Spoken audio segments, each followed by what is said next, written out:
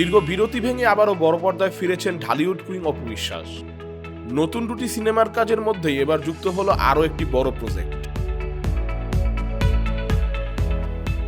নতুন web film শিকারে অভিনয় করতে যাচ্ছেন অপু বিশ্বাস। ওয়েব ফিল্মটি পরিচালনা করেছেন নির্মাতা কামরুজ্জামান রোমান। ইতোমধ্যে শিকারের প্রি প্রোডাকশন কাজ শেষ হয়েছে, খুব শিগগিরই শুরু হবে শুটিং। নির্মাতা জানান ওটিটি প্ল্যাটফর্মের জন্য ভিন্নধর্মী গল্পে অপু বিশ্বাসকে নিয়ে কাজ করছেন তারা। জানা গেছে আগামী মার্চ মাসে পুরো টিম নিয়ে নেপালে যাবেন নির্মাতা। নেপালেই শুটিং হবে ওই ফিল্মটির বড় অংশ। নির্মাতা রোমান সম্পর্কে অপু বিশ্বাস বলেন, তিনি একজন মেধাবী নির্মাতা।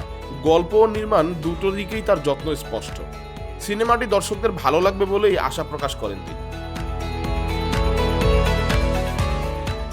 শিকারের গল্প ও চিত্রনাট্য লিখেছেন আব্দুল্লাহ জহির বাবু। এতে অপু বিশ্বাসের বিপরীতে অভিনয় করবেন অভিনেতা পলাশ। এছাড়াও বিভিন্ন চরিত্রে থাকছেন রাশেদ মামুন অপু ও বরদা মিঠু সহ আরো অনেকেই।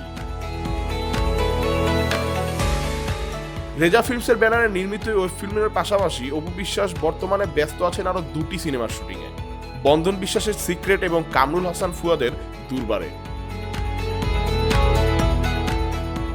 বিনোদন ডেস্ক, কাল প্রকাশ।